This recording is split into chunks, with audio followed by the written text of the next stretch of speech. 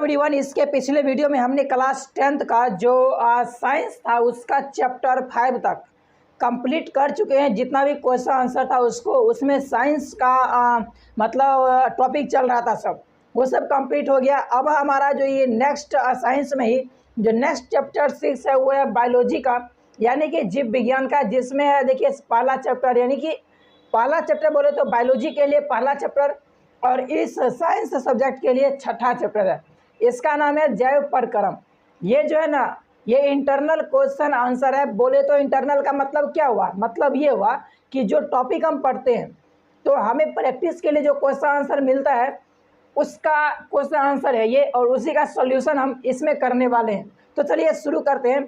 हमारे सामने देखिए सबसे पहला क्वेश्चन है, हमारे जैसे बहुकोशिकीय जीवों में ऑक्सीजन की आवश्यकता पूरी करने में विसरण क्यों अपर्याप्त है। विसरण एक क्रिया होता है, हाँ, जिससे किसी भी जैसे कोई चीज़ होता है उसका आदान प्रदान किया जाता है। जैसे कोई गैस हो गया, यानी ऑक्सीजन का आदान प्रदान, खाना का आदान प्रदान, ये सब चीज़ होता है। तो ये हम विसरण के द्वारा मतलब क्यों नहीं कर पाते हैं, इसका रीज़न पूछ रहा है। तो देखिए इसका एकमात्र सबसे बड़ा रीज़न ये है कि जितना भी बहुकोशिकीय जीव है ना, उसका प्रत्येक कोशिका वायुमंडल से सीधा संपर्क में नहीं रहता है ना, इसी वजह से ऐसा होता है। बट हमें आंसर के रूप में कैसे देना है, तो चलिए इसको भी देख लेते हैं। तो देखिए बहुकोशिकीय जीवों को भोजन ग्रहण करने के लिए गैसों का आदान प्रदान करने के लिए या अवशेष पदार्थ के निष्कासन के लिए विशिष्टीकृत मतलब कि अलग अलग अंग होते हैं। इसलिए इन जीवों में सभी कोशिकाएं अपने आसपास के पर्यावरण के सीधे संपर्क में नहीं रह सकती। इन अंगों तक विसरण द्वारा ऑक्सीजन नहीं पहुंचाया जा सकता है। यही कारण है कि हमारे जैसे बहुकोशिकीय जीवों में ऑक्सीजन की आवश्यकता पूरी करने में विसरण अपर्याप्त है, यानी विसरण के माध्यम से हम ऑक्सीजन को पूरा नहीं कर सकते हैं। ठीक, रीजन तो आपको पहले ही बता दिए थे और आंसर में भी पता चल ही गया होगा। चलिए अब नेक्स्ट क्वेश्चन की तरफ बढ़ते हैं। अब देखिए हमारा 2 नंबर क्वेश्चन है, कोई वस्तु सजीव है, इसका निर्धारण करने के लिए हम किस मापदंड का उपयोग करेंगे। यानी कि हम किसी जीव को निर्जीव कहते हैं तो हमें कैसे लगता है कि ये जीव निर्जीव है, और अगर हम किसी जीव को सजीव कहते हैं तो हमें कैसे ये लगता है कि ये जीव सजीव है।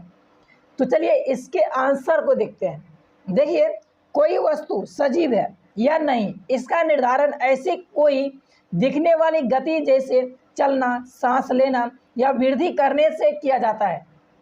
जबकि यानी कि भाई हमें जो दिखता है, हाँ भाई वो चल रहा है, वो खा रहा है, वो दौड़ रहा है, सांस ले रहा है, तो हम सोचते हैं कि वो क्या है, वो सजीव है। ये सब तो भाई दिखता है तब हमें लगता है, लेकिन बिना दिखे हुए भी चीज कुछ होता है। चलिए उसको भी देखते हैं। जबकि सजीवों में ऐसी गतियां भी होती है जिसे हम नग्न आंखों से नहीं देख सकते हैं। अतः कोई वस्तु सजीव है, इसके निर्धारण के लिए निम्नलिखित मापदंड है, यानी कि जो हमें आंख से नहीं दिखता है वो सब मापदंड यानी उसके बारे में भी बताया गया है। इसमें देखिए सबसे पहला पॉइंट है, सजीवों की संरचना सुसंगठित होती है। यानी कि कोई भी सजीव है, कोई भी जीव है, उसका एक निश्चित बनावट होता है कि हाँ ये ऐसा दिखता है। अगर वो आदमी है तो आदमी की एक अलग बनावट है, अगर गाय है जीव तो गाय की अलग बनावट है, कोई पेड़ पौधा है तो उसका अलग बनावट है। तो वही है कि उसका संरचना सुसंगठित होती है। अब इसके बाद देखिए 2 नंबर में है, उनमें कोशिकाओं और उनमें कोशिकाएं और उत्तक होती है, यानी उसके अंदर क्या रहेगा, कोशिका उत्तक रहेगा। फिर देखिए 3 नंबर में सजीवों में वृद्धि तथा विकास होता है, यानी किस में, उसका एज बढ़ेगा, उसकी लंबाई बढ़ेगी, उसका जो अंदर का जितने भी किडनी, फेफड़ा, गुर्दा, ये सब चीज़ होता है, सब में विकास होगा। फिर देखिए बुद्धि में भी विकास होता है, ये भी चीज़ है। फिर देखिए 4 नंबर में सजीव में श्वसन होता है, यानी कि वो सांस लेने वाला काम करेगा, सांस छोड़ने वाला भी काम करेगा। फिर इसके बाद है सजीवों में निश्चित रूप से मृत्यु होती है, यानी कि अगर एक बार कोई जीव पैदा हुआ है तो उसको मरना फिक्स है। भाई लाइट कट गया। फिर देखिए यहाँ पर 6 नंबर में है पौधों की कोपल तथा हरे नए पत्तों की वृद्धि आदि, यानी जो पौधे में होते हैं उसके जो छिपी होता है, छिपियाठी कहते हैं उसको, वो सब बढ़ता है। नया नया जो तना रहता है वो भी बढ़ता है, ये सब क्योंकि पेड़ पौधा भी तो जीव ही है ना। फिर देखिए 7 नंबर में, उनके शरीर में रासायनिक क्रियाएं की श्रृंखला चलती रहती है। उनमें उपचय या अपचय अभिक्रियाएं होती है, यानी कि कोई जैसे खाना खा रहा है तो उसका रासायनिक अभिक्रिया होकर के वो पचता है, फिर से नया खाना खाता है। ये सब क्रिया चलती रहती है किसमें? सजीव के अंदर। तो यही सब देखकर हम कहते हैं कि कोई जीव क्या है ना, कोई मतलब जो सजीव है वो सजीव है, और कोई अगर मर गया तो उसको निर्जीव कहते हैं। ठीक, अब देखिए 3 नंबर में है, किसी जीव द्वारा किन कच्ची सामग्रियों का उपयोग किया जाता है। यानी कोई जीव सबसे पहला, यानी जो प्राथमिक जिसको हम यूनिट कहते हैं, उसका प्रयोग, मतलब कौन कौन सा यूनिट है जिसका वो प्रयोग करता है सबसे प्राथमिक में। तो देखिए, किसी जीव द्वारा निम्नलिखित कच्ची सामग्रियों का उपयोग किया जाता है। अब क्या सब उपयोग करता है? तो सबसे पहला है भोजन। तो ऊर्जा और सामग्री के स्रोत के रूप में भोजन, किसका प्रयोग किया? भोजन। ऑक्सीजन, भोजन के टूटकर उससे ऊर्जा प्राप्त करने के लिए ऑक्सीजन, क्योंकि भाई जो अभिक्रिया होता है जीव के अंदर वो ऑक्सीजन की उपस्थिति में ही करता है ना। फिर इसके बाद है जल। तो जल किस लिए? जल को भी देखते हैं।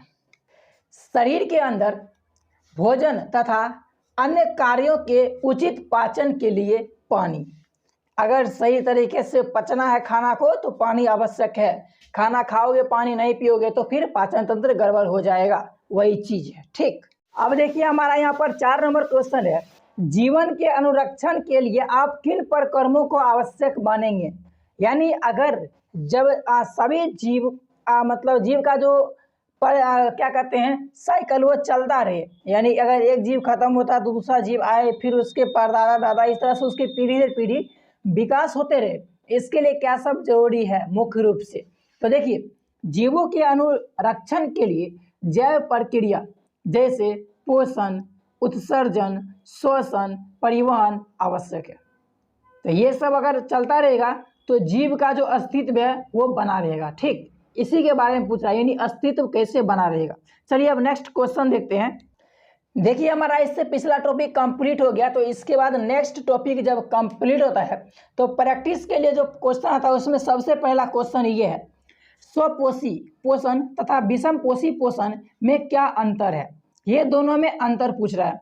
तो ये तो सिर्फ पौधा में होता है या कुछ जीवाणु में होता है, बाकी जितने भी जीव होते हैं बहुकोषीय या फिर जितने भी बहुकोषीय जीव होते हैं उनमें सब ये सब होता है। ठीक है, कुछ एक कोशिकीय के अंदर भी ऐसा ही होता है, विषमपोषी होता है।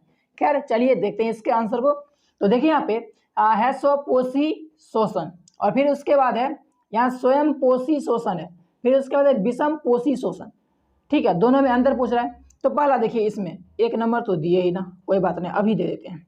अब देखिए, स्वयं पोषी पोषण वाले जीव अपने भोजन के लिए स्वयं पे आश्रित रहते हैं। ये किसी दूसरे के ऊपर आश्रित नहीं रहते हैं कि वो ऐसा करेगा तो हम खाना खाएंगे, ये खुद से बना लेते हैं। फिर इसके बाद देखिए विषम पोषी में क्या होता है, विषम पोषी पोषण वाले जीव अपने भोजन के लिए स्वयं पोषी कौन है? ये वाला। ठीक है, इस वाले जीव पर क्या होता है? आश्रित होता है। चलिए अब नेक्स्ट आगे अंतर भी देखते हैं। अब देखिए हमारा 2 नंबर क्वेश्चन है, भोजन सरल और कार्बनिक कच्चे माल जैसे जल और CO2 से संश्लेषित किया जाता है, यानी इसी से उसका भोजन बन जाता है, और कार्बनिक पदार्थ से। फिर इसके बाद देखिए इसमें क्या है, इसमें भोजन को प्रत्यक्ष या अप्रत्यक्ष रूप से प्राप्त किया जाता है। भोजन को एंजाइम की मदद से तोड़ा जाता है, यानी इसका एंजाइम रहता है जो मतलब स्वयं पोषी पोषण होता है ना, तो उससे जो भोजन प्राप्त करता है ये उसको एंजाइम के हेल्प से तो मतलब उसको एक सरल कार्बनिक यौगिक में तोड़ देता है। ये सरल और कार्बनिक में ही बना लेता है अपना भोजन, लेकिन ये सरल कार्बनिक यौगिक में तोड़ने के बाद ये बनाता है।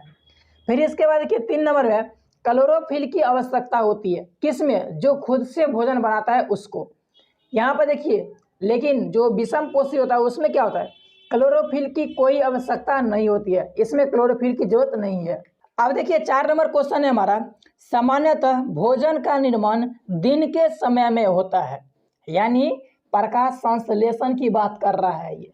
तो ये तभी होगा जब सूरज निकला रहेगा, ठीक। लेकिन वहीं पे देखिए विषम पोषी में क्या होता है, भोजन का निर्माण कभी भी किया जा सकता है, क्योंकि इसमें सूर्य का प्रकाश की तो आवश्यकता है नहीं। ये जलावन जला सकता है या खुद खा सकता है, कच्चा भी खा लेगा तो भी इसको ये अपना भोजन उससे जो ऊर्जा प्राप्त करना है इसको उससे प्राप्त कर सकता है, ठीक। ये विषम पोषी में। अब देखिए यहाँ पे स्वयं पोषी का जो 5वां पॉइंट है उसमें इसका खासियत है, सभी हरे पौधे तथा कुछ जीवाणुओं में इस प्रकार का पोषण होता है। यानी जितना भी हरा पौधा बोले तो उसके अंदर क्लोरोफिल रहता है, ठीक है। तो जितने भी हरा पौधा होता है वो या फिर कुछ जीवाणु यानी बहुत ही सूक्ष्म जीव जो होता है उसके अंदर भी ये स्वयं पोषी पोषण का जो प्रक्रिया है वो चलता है, ठीक। वो भी सूर्य के प्रकाश के उपस्थिति में ही ऐसा होता है, ठीक है। वहीं पे देखिए विषम पोषी में सभी जीवों तथा कवक में यह पोषण होता है, चाहे वो बहुकोशिकीय हो या एक कोशिकीय हो, ठीक है। सब में क्या होता है, विषम पोषी पोषण होता है। चलिए अब नेक्स्ट क्वेश्चन देखते हैं। देखिए अब 2 नंबर क्वेश्चन है, प्रकाश संश्लेषण के लिए आवश्यक कच्ची सामग्री पौधा कहाँ से प्राप्त करता है। यानी जब प्रकाश संश्लेषण जो अभी हमने पढ़ा था स्वयं पोषी, तो इसके क्रिया के लिए उसको कच्चा माल चाहिए ना, तभी तो वो खाना बनाएगा। यानी कि जल, कार्बन डाइऑक्साइड ये सब वो कहाँ से लेगा। तो देखिए प्रकाश संश्लेषण के लिए आवश्यक कच्ची सामग्री पौधा निम्नलिखित स्थान से प्राप्त करते हैं, जिसमें सबसे पहला कार्बन डाइऑक्साइड।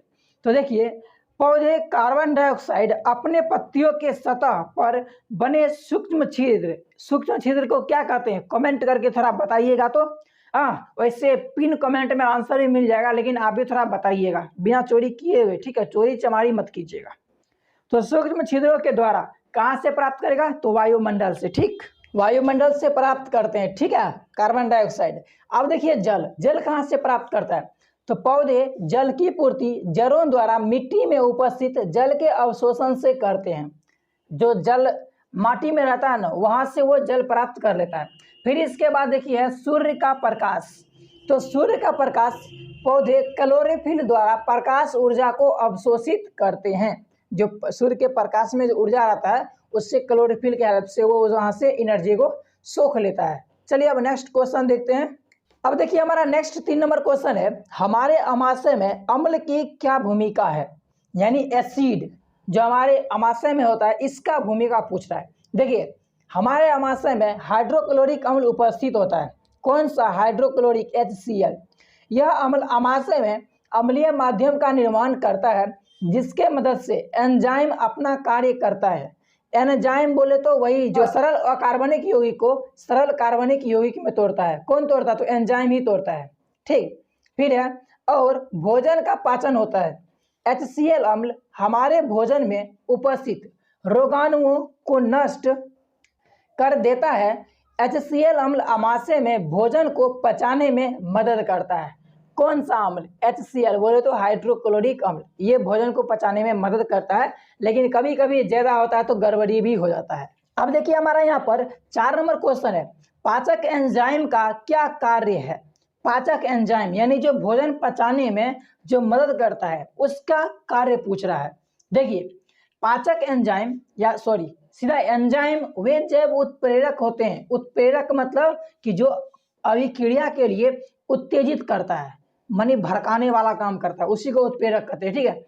तो एंजाइम वे जैव उत्प्रेरक होते हैं जो जटिल पदार्थों को सरल पदार्थों में बदलने में सहायता प्रदान करते हैं। फिर देखिए एमिलेस, लाइपेज, पेप्सिन, ट्रिप्सिन इत्यादि जैसे पाचन एंजाइम भोजन को सरल कणों में तोड़ने का कार्य करते हैं। ये पाचन क्रिया में कार्बोहाइड्रेट, प्रोटीन और वसा के पाचन में सहायक बनते हैं। ये सरल कण रक्त द्वारा आसानी से अवशोषित हो जाते हैं और शरीर के सभी कोशिकाओं तक पहुंचाए जाते हैं। तभी तो हमारे शरीर के हर एक कोशिका में बराबर नहीं यार, जहाँ पर जैसा एनर्जी का जरूरत होता है, ठीक है, वैसा एनर्जी वहाँ पर मिल जाता है, ठीक। चलिए नेक्स्ट क्वेश्चन देखते हैं। देखिए हमारा यहाँ पर 5 नंबर क्वेश्चन है, पचे हुए भोजन को अवशोषित करने के लिए क्षुद्रांत्र को कैसे अभिकल्पित किया जाता है। हमारा जो भोजन है वो पच गया, अब जब भोजन पच गया है तो इसके बाद उसको उसका जितना भी पोषक तत्व है, अगर शरीर का कोशिका नहीं सोखेगा तो हमारे शरीर के अंदर एनर्जी कहाँ से आएगा, नहीं आएगा ना। तो फिर ये होता कैसे है, तो देखिए क्षुद्रांत पाचित भोजन को अवशोषित करने का मुख्य स्थान है। क्षुद्रांत के आंतरिक आस्तर पर अनेक उंगली जैसे प्रवर्ध होते हैं, यानी कि जैसे उंगली होता है पकड़ने वाला, ऐसे करके, ठीक है। तो पकड़ने मतलब पकड़ने कहते हैं, उंगली जैसे प्रवर्ध होते हैं जिन्हें दीर्घ रोम कहते हैं। ये अवशोषण का सतही क्षेत्रफल बढ़ा देते हैं। दीर्घ रोम में रुधिर वाहिकाओं की बहुतायत होती है जो भोजन को अवशोषित करके शरीर के प्रत्येक कोशिका तक पहुंचा देते हैं।